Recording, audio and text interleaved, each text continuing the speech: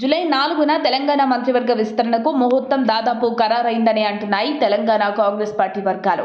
ఇప్పటికే కేబినెట్ కూర్పుపై ఇంకొకసారి ఢిల్లీ వెళ్లి అధిష్టానంతో భేటీ అయి ఫైనల్ జాబితాను విడుదల చేయనున్నారు సీఎం రేవంత్. మంత్రివర్గ విస్తరణపై నిన్న తెలంగాణ గవర్నర్తో సీఎం రేవంత్ రెడ్డి భేటీ అయిన సంగతి అందరికీ తెలిసిందే.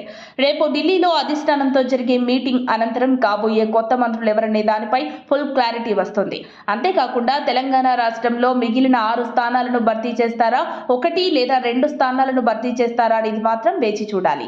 మంత్రివర్గ విస్తరణ తర్వాత ఈ నెల 23న రాష్ట్ర బడ్జెట్ సమావేశాలు నిర్వహించాలని తెలంగాణ ప్రభుత్వం రేవంత్ సర్కార్ ఆలోచనలో ఉంది. మంత్రివర్గ కూర్పుపై తీవ్ర కసరత్తు చేస్తున్నారు. సామాజిక సమీకరణాలు, జిల్లాల వారీగా ఎవరెవరికి ఇవ్వాలనే దానిపై ఇప్పటికే రేవంత్ ఓ నిర్ణయానికి వచ్చినట్టు సమాచారం.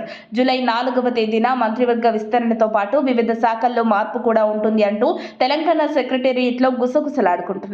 ఒకవైపు పీసీసీ అధ్యక్షుడిగా, మరొక వైపు ముఖ్యమంత్రిగా 2 బాధ్యతలు నిర్వహిస్తున్న రేవంత్ రెడ్డి పీసీసీ అధ్యక్ష పదవి మాత్రం తనకు అనుకూలమైన మహేష్ కుమార్ గౌడ్ కు అప్పగించేందుకు కూడా రంగం చేసుకున్నారు. ఇప్పటికే కాంగ్రెస్ అధిష్టానం మహేష్ కుమార్ గౌడ్ పేరును దాదాపు ఖరారు చేసినట్టు సమాచారం.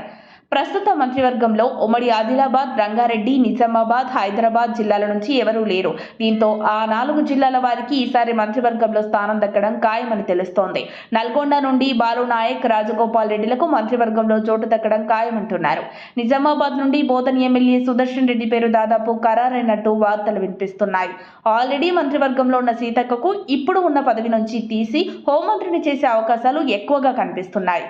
అంతేకాకుండా అటు ఉమ్మడి రంగారెడ్డి జిల్లా నుండి మల్రెడ్డి రంగారెడ్డి, మహబూబ్ నగర్ నుండి బాకిటి శ్రీహరికి లేదా మెదక్ నుండి నీలం మధుకు, ఆదిలాబాద్ నుండి ప్రేమ్సాగర్ రావుకు కేబినెట్లో చోటు దక్కే అవకాశాలు స్పష్టంగా కనిపిస్తున్నాయి.